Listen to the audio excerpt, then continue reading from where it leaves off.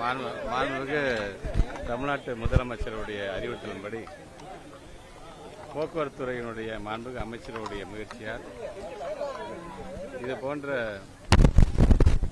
ஒரு circle transport, ஒரு வட்ட பேருந்து அளவில் மக்களுக்கு பயனுள்ள வகையில் இப்போ ஒரு ஸ்ட்ரைட்டாக போயிட்டு இருந்தது இன்னைக்கு ஒரு சர்க்கிளாக நம்ம கொண்டு வரோம் அப்படின்னா மக்களை அதிகம் பயன்படுத்தக்கூடிய அவருக்கு தேவையான ஒரு கலெக்டர் ஆஃபீஸ் போகணும், கலெக்டரை பார்க்கணும், ஜிஹெச்சுக்கு மருத்துவமனைக்கு போகணும், நீதிமன்றத்துக்கு செல்லணும், ஒரு மார்க்கெட்டுக்கு போகணும், ஒரு ரயில் நிலையத்துக்கு போகணும் போது இது ஒரு சர்க்கிள் இப்போ சுற்றிக்கிட்டே இருக்கும். இது ஒரு நாளைக்கு ஐ திங்க் ஒரு 13 சிங்கிள்ஸ் வந்து இவங்க பிளான் பண்ணாங்க.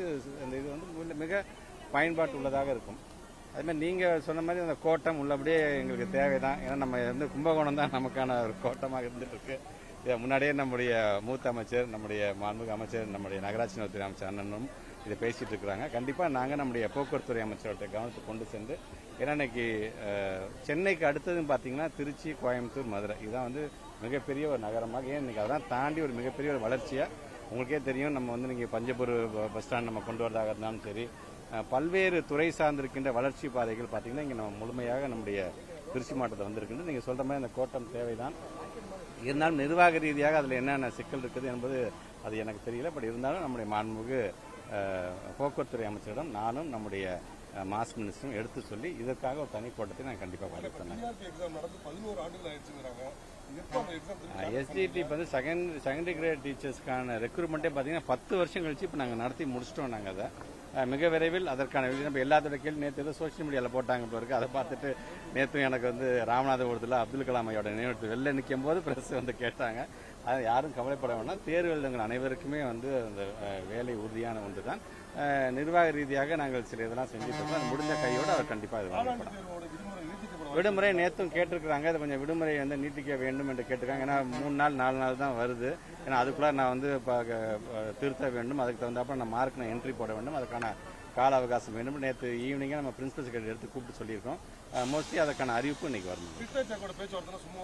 31 கோரிக்கைகள் ஏற்கனவே ஒரு 12 கோரிக்கைகள் நாங்கள் சொல்லியிருக்கோம். பல கோரிக்கைகள் வந்து அரசு உதவி பெறும் பள்ளிகளுக்கு நீங்கள் கொண்டு வர வேண்டும் என்று சில கோரிக்கைலாம் இருந்துச்சு. அதை ஏற்கனவே நம்முடைய மாண்பு தமிழ்நாட்டில் முதலமைச்சர் அதையும் இன்னைக்கு நம்ம படிப்படியாக செய்து கொண்டு தான் இருக்கின்றோம்.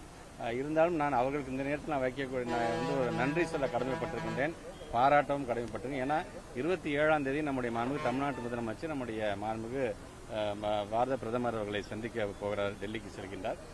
போகும்பொழுது நம்முடைய சமகர சிக்ஷாக்கான அந்த பணத்தை கேட்பதற்காக நாங்கள் செல்கின்றோம். அதற்கு அவர்கள் ஏன்னா இந்த விக்டோரியாக்கு என்னதான் தங்களுடைய உரிமைகளுக்காக தங்களுடைய உணர்வுகளை வெளிப்படுத்துகிறார்கள் என்று சொன்னாலும் இந்த நேரத்தில் நாங்கள் மாண்புமிகு தமிழ்நாட்டு முதலமைச்சர் பக்கம் நிற்போம். அவருடைய கருத்தை நாங்கள் வலுப்படுத்துகின்ற விதமாக ஒன்றிய அரசு நம்முடைய மாணவர்களுடைய எதிர்காலத்தை மனதில் வைத்துக் கொண்டு உடனடியாக 2500 கோடி ரூபாய் உடனடியாக நீங்கள் விடுவிக்க வேண்டும் என்கின்ற அதோட ஒத்தி வைக்கிறோம் இப்பொழுதைக்கு நாங்கள் என்று சொல்லியிருக்கிறார்கள். முதலமைச்சர் 27ஆம் தேதி வெற்றிகரமாக சென்று வந்துவிட்ட பிறகு அவங்க கோரிக்கைகள் என்னென்ன கேட்டிருக்காங்க அது 1-2 நாங்கள் செய்வதற்காக தயாராக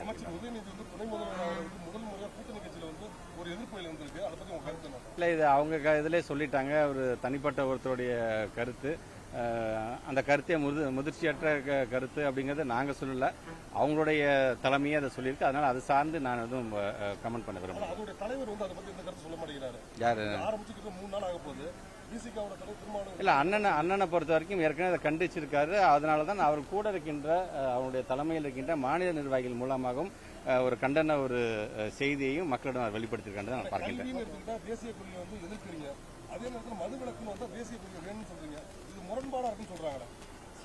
இன்னைக்கு வந்து அண்ணன் வந்து திருமாவளவன் வந்து ஒரு மக்களுக்கான ஒரு விழிப்புணர்வு, ஏன்னா ஏற்கனவே நம்முடைய துறையோட அமைச்சர் மாண்புமிகு அண்ணன் முத்துசாமி அண்ணன் சொன்ன மாதிரி தான் மக்களுக்கான ஒரு நல்ல ஒரு விழிப்புணர்வை ஏற்படுத்த வேண்டும் என்று சொன்ன நல்ல விஷயம் தானே அவருமே சொல்றது, ஒன்றும் தப்பு கிடையாது. இதில் ஸோ அதை எடுத்து சொல்லுகின்ற விதத்தில் தான் இது நடக்கிறதே தவிர இதில் தயவுசெய்து யாரும் அரசியல் கலக்கக்கூடாது என்று சம்பந்தப்பட்ட தலைவரும் சொல்லியிருக்கிறார்கள், சம்பந்தப்பட்ட துறை அமைச்சரும் சொல்லியிருக்கிறார். அதான் என்னோட கருத்தாக பார்க்கிறேன். தேங்க்யூ.